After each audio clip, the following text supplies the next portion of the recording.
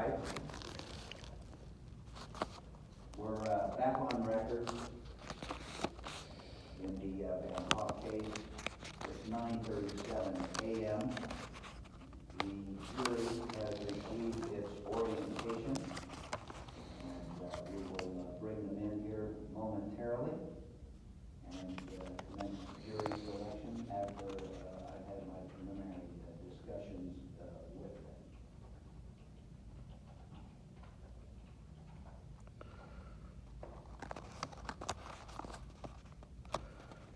Your Honor, have you read the jury instructions to them in orientation? No. I did not. That will be an open court. The jury instructions that I wasn't able to review? You have reviewed them. I gave them to you prior to the last one.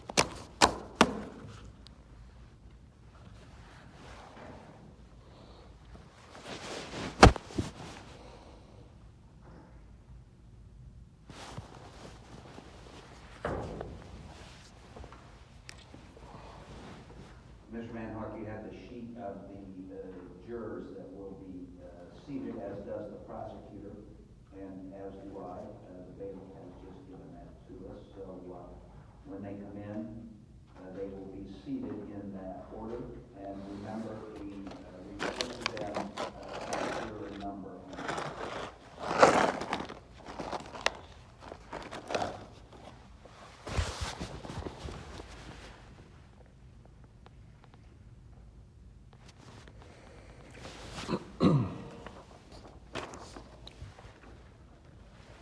All right.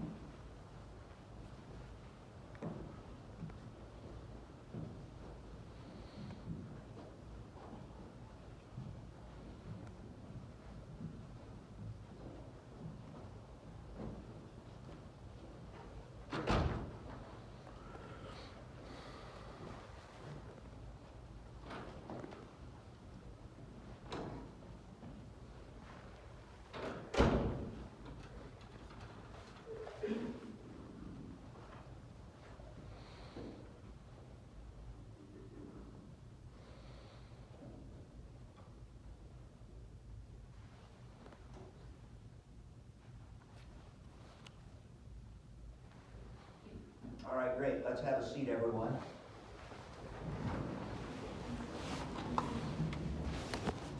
All right. I want to welcome everybody here to the Kosciusko Circuit Court. This is a big courtroom. Hopefully my voice doesn't echo too much. Same thing throughout the proceedings as we go through the trial. But if anybody has trouble hearing or seeing, please let me know. Right? We have to be able to communicate throughout these proceedings. So I appreciate that. So as I said, I want to welcome everybody here to the Kosciusko Circuit Court. My name is Mike Reed, and I'm the judge. I'll be presiding over this case here the next day or two. So I thank everybody for coming in today and completing those jury questionnaires that you guys returned to the office. So your responses to those questions will reduce the time that's necessary to pick a jury for this trial. So I know each of you is here today at some sacrifice, whether that's financial or otherwise, but this call upon your time doesn't come often, and it's a part of your obligation as a citizen, this county, this state, this country. And so no one should avoid fulfilling this obligation except under the most pressing circumstances. And service on a jury affords you the opportunity to be a part of the administration of justice, by which the legal affairs and the liberties of our fellow citizens are determined and protected under our form of government.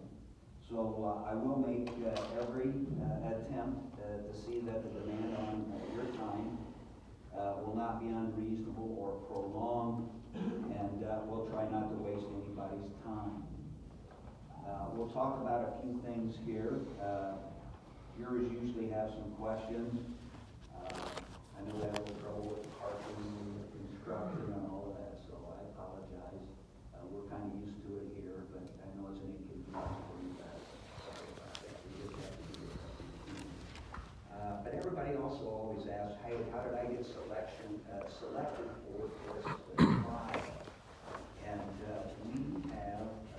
we select jurors from a list of jurors that's compiled by the Indiana Supreme Court statewide. And they put together lists, it's a BMV list, real estate records, voter records, and Department of Revenue records for those persons in Kosciusko County who would be available to be called to a juror or as a juror. And that list then is approved, and we select them randomly by a computer for you guys who are called here today. So that's kind of how it works. Your information is confidential, right? The information you give here in court or on those questionnaires is confidential, except to the extent necessary for the parties to review that information to determine whether you'd be qualified as jurors, and we'll keep everything confidential. So that's a concern. We'll do the best we can. We will keep it confidential, right? And let's see, some of the other things, how long will we be here, right? A day or two. The trial may be over today, if not tomorrow. So 2 days is what is expected at the most. So we'll keep those things in mind. We're going to start the first phase of the trial here in a minute. It's called voir dire, or jury selection. And so if they turn out that some prospective jurors aren't able to serve on a particular case, so it's necessary that we call more people than we will ultimately need for the jury. I think that's obvious here today. But that's why we have to do that. You're going to be sworn to tell the truth here in a minute, and you're going to be asked some questions. The parties get to ask you some questions to see if you could be fair and impartial and could be served as a juror in this case. I told you earlier, well, I don't know if you did hear this, but it's the state of Indiana versus Scotty Van Hoff. And just to discuss this a bit, as you can see, Mr. Van Hoff is here today, and he's going to represent himself. He's chosen to do that. person has the right to represent themselves if they choose to do that. So that's why he's here today without an attorney, as will become apparent here in just a minute.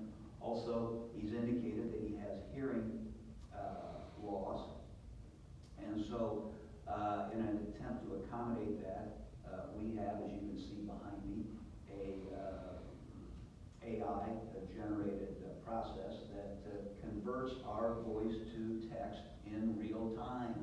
It's on my screen, it's on Mr. Van Hock's screen, it's on the screen behind him. So he may be limited in some form or fashion as to how he presents his case or whatever, because he needs to be looking at that screen. He's indicated he needs to look at that screen, and he may have a phone that has an app on it as well, and we'll let him use that so that you can understand what's going on here in court. As I said, in a minute we're going to swear everybody in and ask you some questions. I'll start with the questioning. But one of the questions that I'm going to ask everybody is if there are any compelling or pressing reasons that you have that would make it impossible for you to serve on this jury. I've already said this. I realize that everybody's service on the panel is not convenient at times. And there are instances, though, where the service would be much more than just an inconvenience, but actually constitute a great hardship to you or your family. So under these circumstances, I may excuse a juror. But keep in mind that both the law and fairness requires that we select a jury that's a representative cross-section of the community of Kosciusko County. Also, even though people are often reluctant to serve on a jury, almost without exception after the fact, they find derive a great deal of satisfaction actually from the job they've done and the responsibility that they fulfill. So you'll be given breaks and rest periods throughout the day. If you need a break, raise your hand, let the court know or the bailiff know, and we'll accommodate you, again, hopefully only as necessary. We'll take a lunch break each day, and you're allowed to separate for meals. Any meals that you need during deliberations will be provided to you. Court runs from approximately 8:30 in the morning till 4:30 in the afternoon, give or take. Each day, though, if we have 2 days, may vary according to the schedule of presentation of the evidence. And if we're still coming back tomorrow, we'll work with anybody who's picked here at the end of the day to make sure that arrangements can be made for tomorrow morning. And when you're deliberating, you're generally allowed to continue working on the case then until you get a judgment. Could be outside after court hours, could be later this evening if it goes that way. So let's talk about some of the people that are going to be here in the court throughout the proceedings.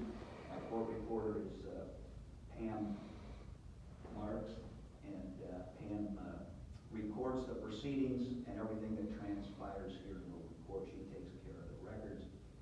And the bailiff, you met the bailiff, they're in charge of enforcing the court's orders and taking care of the jury. So if you desire to inquire concerning personal welfare apart from this case, you talk to them, all right? They'll make arrangements with me if we need to do that.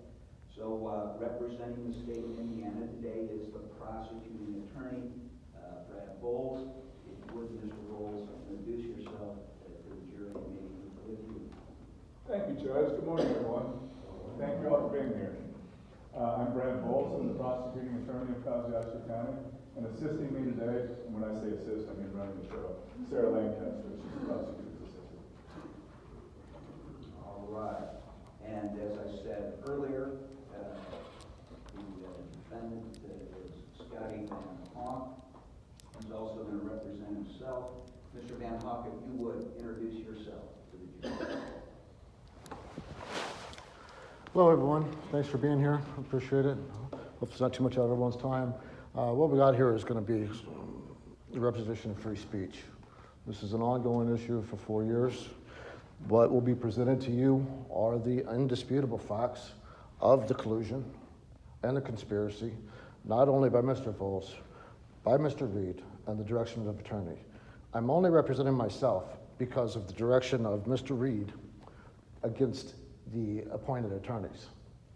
The fact that I can't hear is being completely ignored. The fact that proper ADA compliance, American Disabilities Act, is being completely ignored. There's been multiple requests for a system that would be accurate, which this is not. There have been attempts to bring in outside transcription from counter reporting. But just last week, we got a new order, an order that was moving the hearing from November the 19th to today. The November the 19th date would have been allowed enough time to get an accurate transcription device here and for me to actually have a fair trial. 4 days after the new deadline to file new motions was signed by Judge Reed, there was a service attempt was made 4 days after the deadline. So what I'm saying here is absolutely facts. I have internal emails from Mr. Vols to attorneys. I have internal emails from attorneys proving that they shared information with the May I judge. object here? He requested Mr. Van Hock was to introduce himself to the jury. And you have done so, Mr. Van Hock. I appreciate that. Have a seat, and we will proceed, sir. Thank you. I have no idea what was just said. I'm trying to address the jury. You can sit down. What I said was I asked you to introduce yourself. You know I can't hear you, Judge. You may have a seat. You may have a seat. Your Honor, you told me last week that I had no rights. I'm You may have a seat, sir. without rights? You may have a seat. Again, I've asked you to recuse yourself numerous times. Thank you, Mr. Van Hock. So to introduce you to the case a little bit, this is a criminal case brought by the state of Indiana against Scotty Lee Van Hock. And this case was commenced when an information was filed charging Mr. Van Hock with the offenses of stalking a felony and 3 counts. The information, omitting the formal parts, reads as follows. Count 1, stalking. That during portions of the period of time between March 5, 2020 and September 4, 2020, at and within the state of Indiana, Scotty Van Hock would stalk another person, and while doing so, violated a protective order issued under cause number 43 D01 1911 P0350 to protect Natalie Van Hock from Scotty Van Hock after Scotty Van Hock was given actual notice of the order, the same being contrary to the statute in such cases may be provided and against the peace and dignity of the state of Indiana.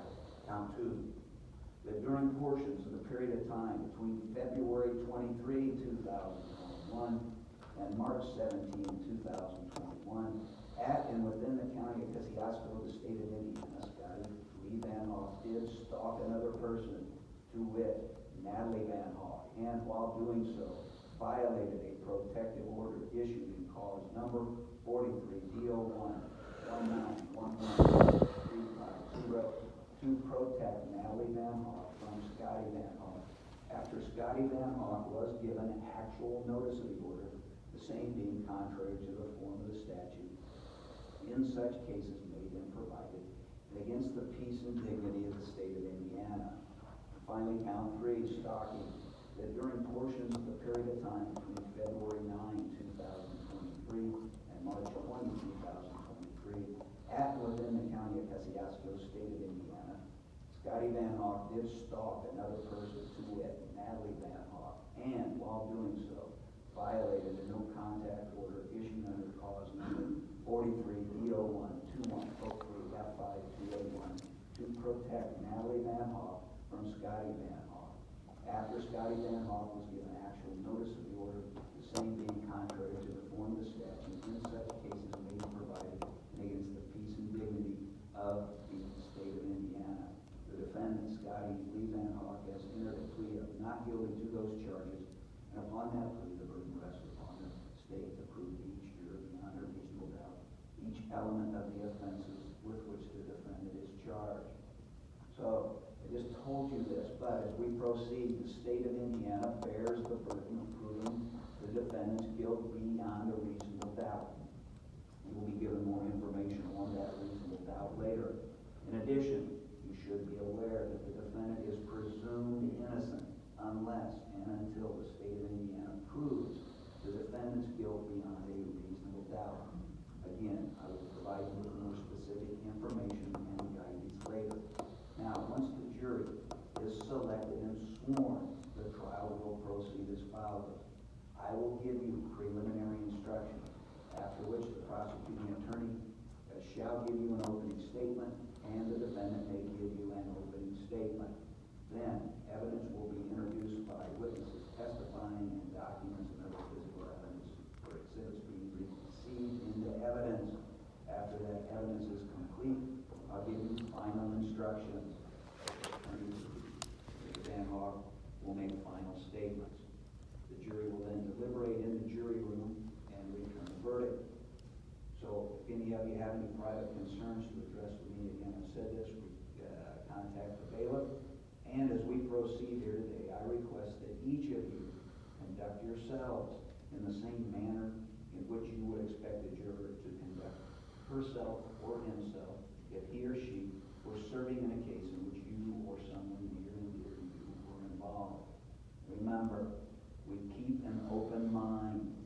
Do not reach any conclusions about the case until you've received all of the evidence and the case is submitted to you. To aid you in keeping an open mind and remain impartial, you should not discuss the case with anyone or read any article in the news media concerning this case. So the trial commences with the selection of a jury. As prospective jurors, you will be questioned by the prosecutor and Mr. Kosciusko to determine your qualifications to serve as jurors in this case. The purpose of the examination and the questions which are going to be asked is to obtain a fair and impartial jury and to have an absolutely fair and impartial trial. The questions are not intended in any way to be offensive, personal, or prying, but rather are necessary to ensure that in fact the jury is selected of individuals who can fairly and impartially responsibility. Personal information, as I've said earlier, related to you, not disclosed in open court, is and shall remain confidential. The court will maintain the confidentiality of this information to the extent that's consistent with our Constitution and the statutory rights of the party. So each party will be given the opportunity to challenge you as a juror for cause. This means that either or both parties believe that you fall within one of the statutorily recognized bases for being challenged. Just a few of those reasons include a belief that you will be unable to tolerate evidence and the instructions of the court due to any reason, including defective sight or hearing or inadequate English language communication skills. You formed or expressed an opinion about the outcome of this case, and you're unable to set that opinion aside and render an impartial verdict based upon the law and the evidence. You were a member of a jury that previously considered the same disputes involving one or more of the parties. You're related within the fifth degree to the parties, their attorneys, or any witnesses subpoenaed in this case. You have a personal interest in the result of the trial. You are biased or prejudiced for or against a party. So these are most of the challenges for cause. We're not going to go through the rest of them.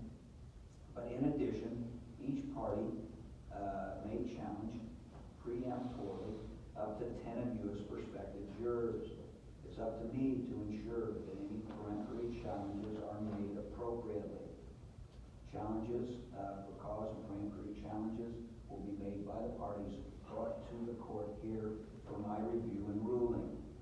So if you have any reasons, again, that you cannot serve as a juror, inform the attorneys, Mr. Van Hoff, during the trial.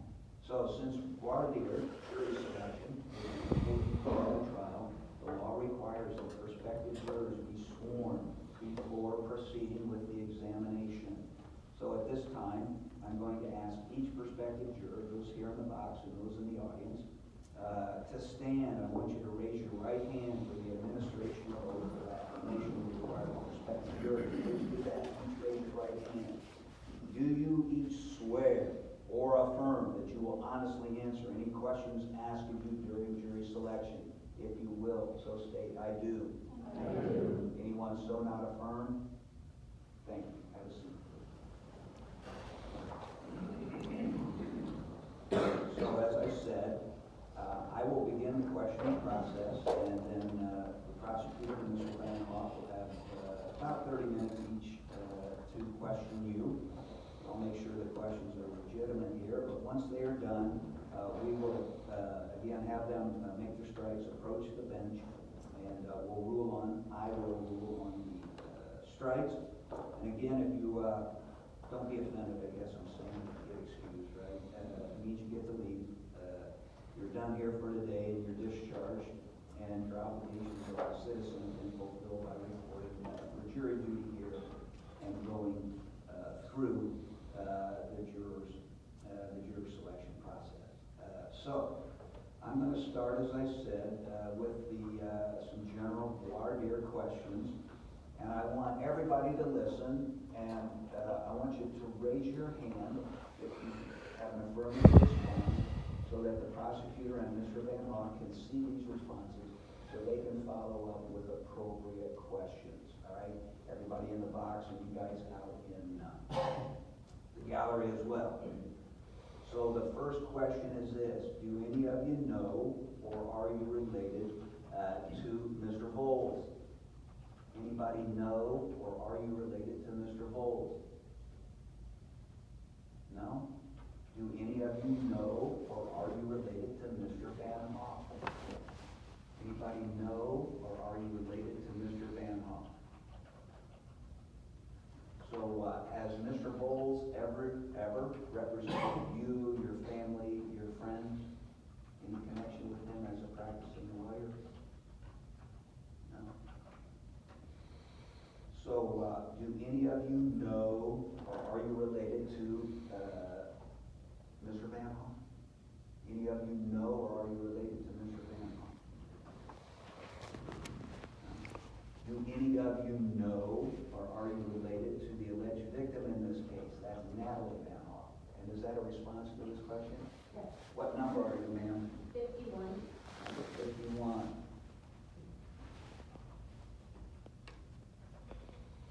And anybody else? So, we have several prospective witnesses in this case. I'll just right now let Mr. Voles tell you who may be called for the state of Indiana, if you would, Mr. Voles. Thank you, Judge. So we are prepared for trial, but trials are fluid things, and sometimes things happen that you don't expect. So we have some witnesses I know that I'll read those. Craig Boone, he's a deputy sheriff with the Sheriff's Department. Elizabeth Johnson. So let's go slowly. Craig Coon, anybody know or related to Craig Coon? Contact, and what's your number, sir? And that's Mr. Coon? Yes. Anybody else? And where else? 36. 36? Thank you, sir. Deputy Sheriff Elizabeth Johnson. No? Natalie Van Hoff. Judge is already asked. Thank you. Witness to maybe one. Sam Reed. Jennifer Nowie.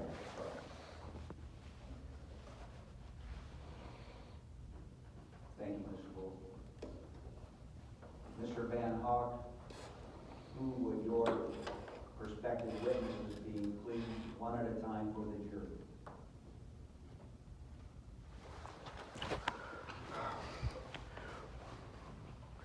Once again, as I previously explained, the deadline was delivered to me afterwards Judge, for could this I hearing object, date. please? You asked Mr. Van Hoff. There was no opportunity. Mr. Van Hock, the question is, who are your prospective witnesses? Your Honor, I have no idea what you said. You said one person speaks at a time. Can I address the juries, please? He objected. I sustained it.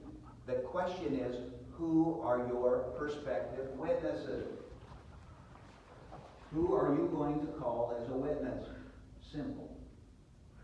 Your Honor, may I not be interrupted, please? You answer the question. My explanation, Inspector Jervis, is the fact that there was no opportunity to Judge, I subpoena object, anyone. please. Mr. Van Hoff, we've gone through this. You need to tell the jury who your prospective witnesses are.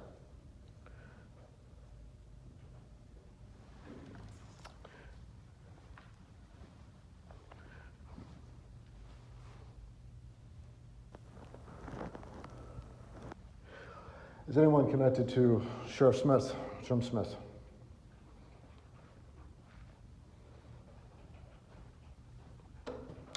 Wonderful. That's all I need. Thank you. Thank you, Mr. Mann. So, with what's been said so far, do any of you have any personal knowledge about the facts of the case? Anybody have any personal knowledge about the facts of the case? Number 51.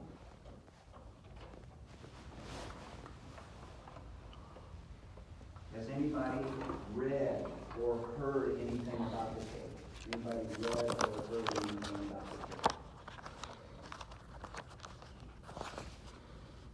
Your number, sir? 49. Read. Okay, thank you. Anybody else?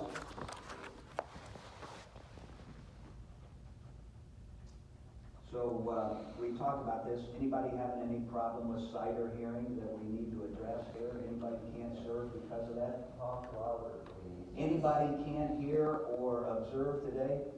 Can't hear. Your number? 49? Thank you, sir.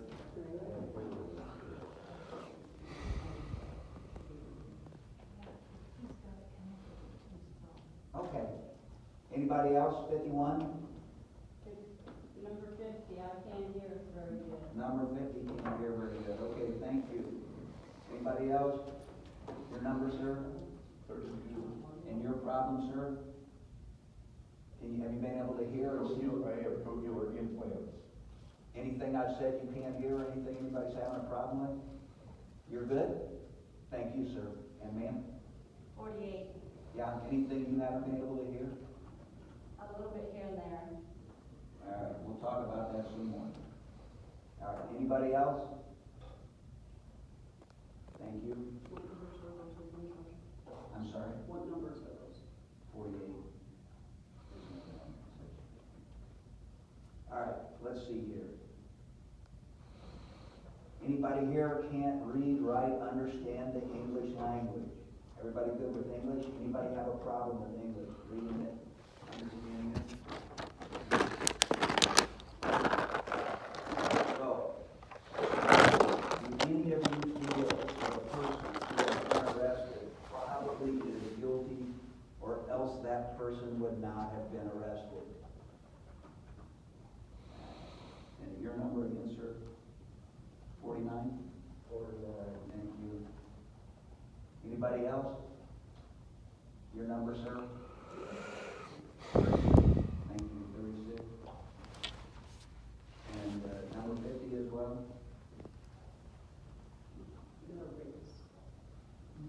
And your number, ma'am? 8. Number 8?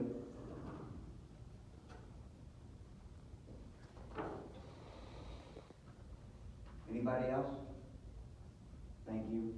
So the law provides that a person accused of a crime is presumed to be innocent. That presumption continues throughout the trial. Does anybody hold an opinion or believe that the defendant should not be given that presumption? Anybody think the presumption of innocence is not proper?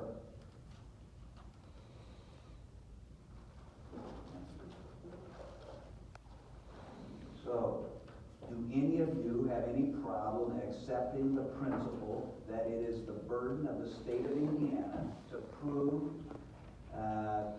the guilt of the defendant beyond a reasonable doubt? Anybody think that the state wouldn't have to prove that someone's guilty beyond a reasonable doubt? And you're number 50 or 49? You're 49. All right. Anybody else? So does anybody have a problem?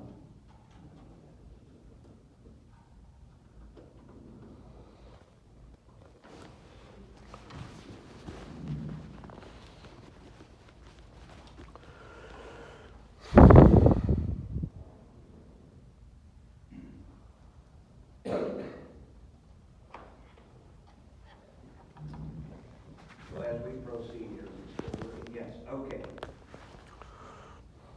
The question I was getting ready to ask, does anybody have a problem accepting the principle that a defendant has the right to remain silent and that the defendant need not testify? Anybody have a problem accepting that principle or think it's wrong? Defendant doesn't have to testify, has a right to remain silent. Okay, 49. Anybody else? Does anybody feel that you tend to be biased for or against the state of Indiana, or biased for or against Mr. Van Hoff? Anybody think you're biased one way or the other, for or against? Anybody besides 49? No? Thank you. So some people form quick and strong opinions and positions and will not change those positions, even though they may later suspect or even believe that they're wrong. So again, think carefully and honestly about yourself. Does anybody think that they're that kind of person?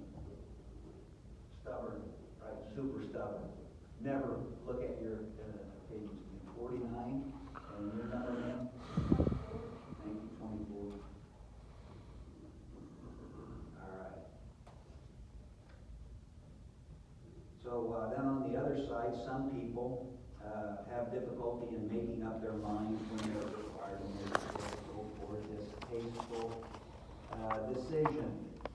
Think carefully and honestly about yourself. Do any of you feel that you're such a person? Anybody feel the things they couldn't make their mind up, just couldn't decide? Number 49. Anybody else? Your number, ma'am? 27.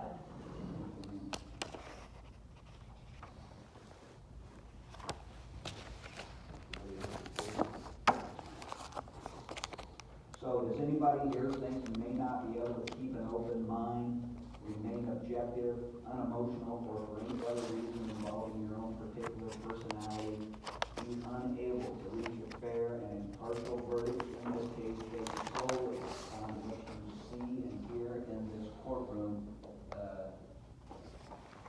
during these proceedings? 49 and 50, anybody else? Your number? 24.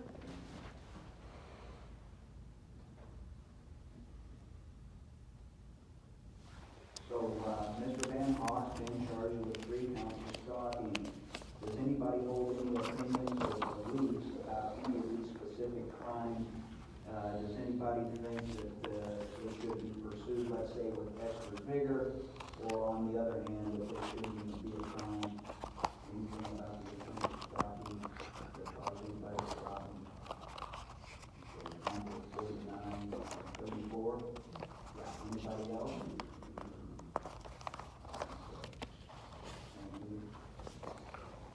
So during the course of the trial, the court will offer certain advice and information about the law. These are called instructions. It's going to be at the beginning of the trial and at the end of the trial. Does anybody feel that you would be unable to listen to those instructions and be guided by them? Anybody think you couldn't listen to those instructions or be guided by them? Anybody besides 49? And 50. All right.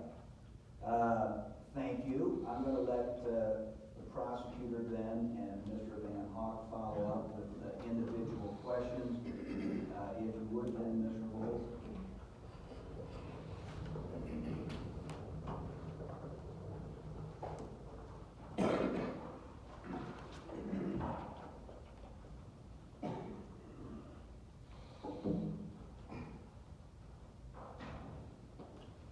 Thank you, Judge.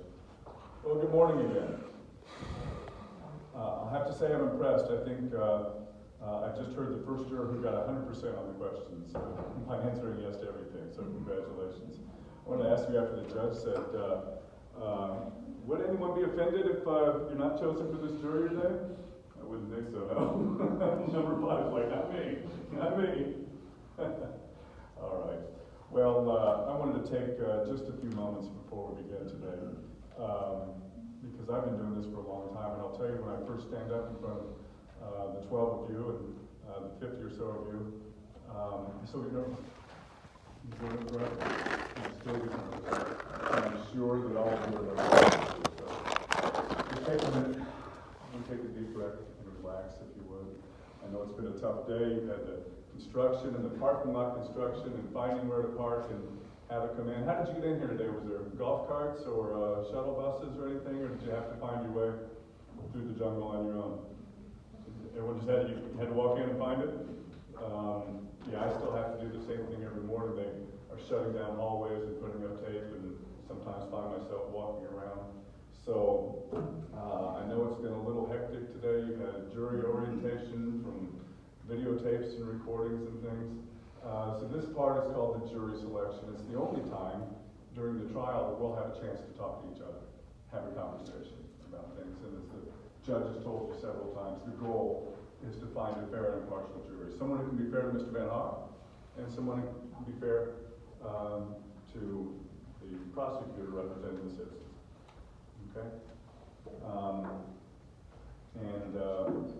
Because we're having a conversation, it necessarily means that you'll be speaking in front of the group today. There was one study that was done, and had people list their greatest fears. I don't know if anyone wants to take a guess at this. I will tell you that number 3 was death. Anyone want to take a stab at number 2? Anyone? Number 2 is spiders. Yeah, and your answer was right. You could have said that. Anyone know what number 1 is? It's public speaking. It's public speaking. I know that it's tough, but maybe you can just concentrate. Conversation between the two of us while we're up here. We're not trying to pry. As I said, we're trying to get a fair jury. All right. It was, I think, several years ago. I visited my daughter. She was living in Indianapolis. She had her first apartment. She wanted to watch a movie. And she had found this new thing on Netflix or something where you can put the closed captioning on your TV and watch it. And I said, that's dumb. Don't need that. It's distracting, all that stuff. And now I can't live without it. Anyone else like that? I put the closed captioning on all the time for everything. And I know it's important to have it here for Mr. Van Hock, so we can follow along the proceedings with this computer and the big screen behind. But I can't look away.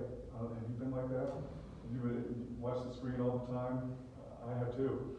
I can't look away from it. I would encourage you to follow the traditional standards of the trial, which is to listen to the people talking. You'll have witnesses in the jury box. One of your main jobs is to assess the credibility of witnesses, right? And it's hard to do that when you're looking at a screen. So I would encourage you during the trial to look at and listen to the witnesses as they speak. Okay. Has anyone here ever, we'll get to the rest of you in the peanut gallery if you make it into the box. For now, I'm going to address all my questions to the people who are seated. Once the challenges happen, sometimes people are leave and other people are asked to fill in. We'll address you at that time. So I'll just talk to the 12 of you now. And before I do that, I want to make another apology. It used to be that we could talk to the jurors and call them by name. But because of the importance of confidentiality now in trials, we're restricted to calling you by the number that you're wearing on your name tag. So it feels impersonal and rude. Apologize for it. That's the rules these days, and we'll follow it. So, has anyone in the box now ever served on a jury before? No one? No, I'm going to break my own rule now. Anyone out here ever served on a jury? Yeah? All right.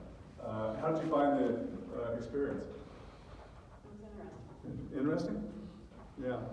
I found, through all my time doing this, that people, there's one thing everyone wants to get out of the jury duty all the time, right? How do I get out of jury duty? I get the question all the time. One thing I found is that the only people who ask that are the people who've never served on a jury, right? Do you agree with me? Yes. Because once you do it, it is satisfying. The judge said it. Yeah, I hope you'll find it interesting and satisfying today, once we get through the process. Okay.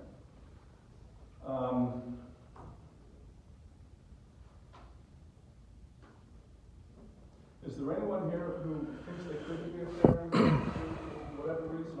The judge asked you pointed questions about it. I'll just ask it open-ended. Is there anyone who thinks that you can't be a fair and impartial juror? No? Okay. One thing that might trouble you during the trial, troubles me too.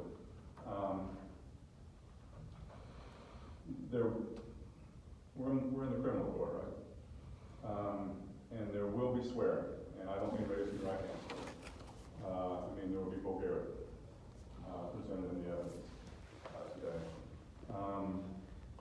What I promise you is that when I say the words, and I will, I'll be quoting someone else. Okay? I won't say the words on my own, but sometimes it's important evidence, and it's important to say. Will anyone be offended? And when I say vulgarity, I mean the mother of all swear words will probably come out today, and those that are just a few ticks behind. Will anyone hold that against me or anyone if we have to use vulgarity in court today? No? Okay. I'm a little worried about it, but okay. One other thing I wanted to talk to you about is that Mr. Van Hoff has an absolute right to represent himself in court, as you can see it. Having taken on that responsibility, he is held to the same standards as an attorney. In other words, he is presumed to know the law and the rules of evidence and courtroom decorum and courtroom procedure. You may have noticed it early in these proceedings. It's important that jurors get reliable information. That's why we have rules of evidence. For instance, the hearsay. So when we get into a courtroom, we're bound by the rules of evidence. We're bound by the swearing requirements, the raise your right hand and swearing requirements. And so, if I just use hearsay as an example, you can't come up and say, I know he's guilty because my neighbor's sister's boyfriend said that he saw it, right? You can't do that stuff. You have to put the people on the stand. They have to tell their story. They tell it under oath. You assess their credibility. Decide whether to believe them or not believe them, right? While that's happening, and the rules of evidence apply, Judge Reed has no ability to interrupt. Unless there's an objection from one side or the other. So it's up to Mr. Van Hock and to me to raise our hand and say, Judge, this is outside the procedure. This is outside the decorum. This is outside the rules. This is contrary to your instructions. Things like that. So I guess what I'm worried about, I'm going to ask you the question, I don't mean to be burdensome during the trial, but there will be times when I predict that I will find it necessary to object. You've seen all that. I want to make sure that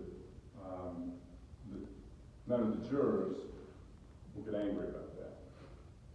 We're trying to follow the rules, make sure the rules are applied, and the judge can't do it on his own. He has to have someone speak up. Okay? Will anyone hold that against Mr. Van Hock or me for following the rules? It's not. Okay. Juror number 8, if I could talk to you for a moment. Good morning.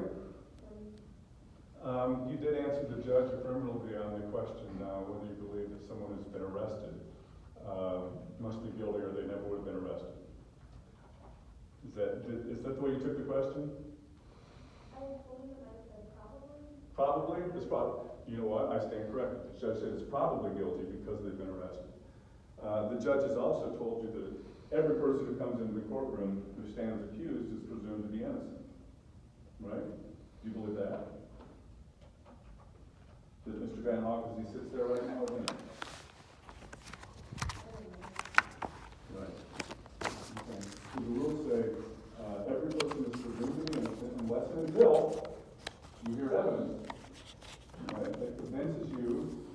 beyond a reasonable doubt of the person's guilt of the crimes charged. All right, can you follow that instruction? Presume him to be innocent? Okay, all right. Can everyone follow those instructions? It's maybe the most important thing that we have, right, in our criminal law. It's been said that, better that things don't even go free than one innocent man. Serve time for a foundation. Yeah, I fully believe that. You believe that too? Yeah? Okay. So you can follow the judge's instructions, presume Mr. Van Hoff innocent, withhold your judgment unless and until you hear evidence that convinces you beyond a reasonable doubt of his guilt. Yeah.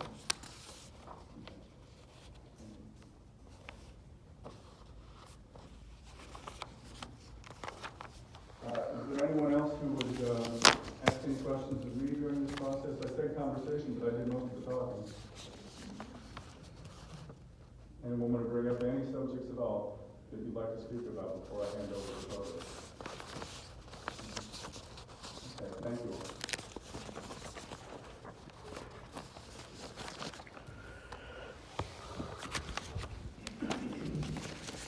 So it is your turn, Mr. Van Hoff. You may ask questions at the desk or under the podium.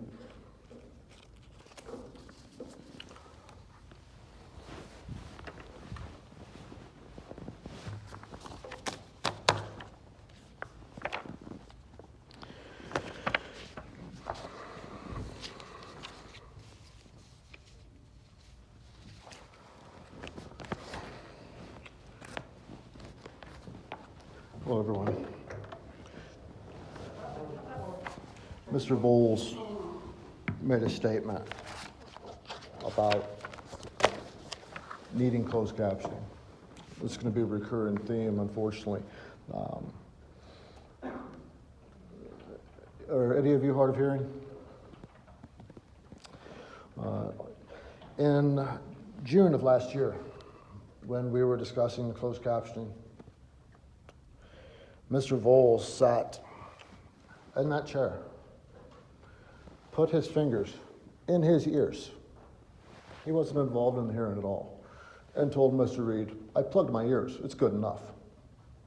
I'll play that hearing for you when we get to the trial. If you're good for a minute, can everyone plug your ears for me? Plug your ears really hard. Hard as you can, make sure you can't hear. Well, that's what I'm going through. I'm trying to hear what's going on. I'm trying to hear the judge, hear the prosecutor. It did no good. Okay. Did anybody hear what I was saying? It's impossible. I've asked the court numerous times for ADA compliance. It's not happened. It's not happened for a reason. As far as bias, I need the jury, I need the public, I need you as jurors to stand up for what's right. I'm sure you've been instructed that you need to interpret some of the law in your own hands. What I would beg of you is for you to interpret the court rules in your own hands and to offer a fair trial. You have 3 witnesses from the prosecution. Is that the complete witness list, Your Honor? You heard what the Mr. Bowles, is that your complete witness list? Mr. Bowles? Mr. Van Hoff, this is your opportunity to speak to the jury. I understand. This is information I need. Your Honor, could you provide that information? Is that the complete witness list? You have been provided the complete witness list. Proceed.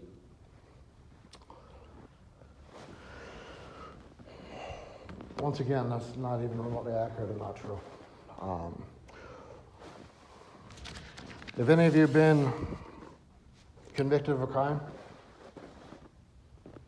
Me either. Have any of you been accused of a crime? I had neither. I'm 53 years old. I've never been accused of a crime. The deeper crux in the entire situation is something I need to ask all of you about. Have any of you in the last 4 years seen, visited, or heard of a website called corruptkosciusko.com. How about michaelwreed.com? bradfoles.com. I've requested that the hearing be held somewhere that's completely unbiased, and unfortunately that's not happened. Those websites have confessions of policemen that stood up for me against the corruption. They have emails from judges, not just Judge Reed, Judge Minor. Transcripts from 2 other judges. It's easier to say the ones that aren't, Ollie McGrath. So the conspiracy and collusion of what's going on with accusations of crimes that you will find completely unfounded. There's no victim here. The only victim here are the citizens from the state, or against the state. And if they'll come for me, they could come for any of you. What you'll see is there's absolutely nothing to substantiate the allegations against me. And you'll find an ongoing 4-year-long, including these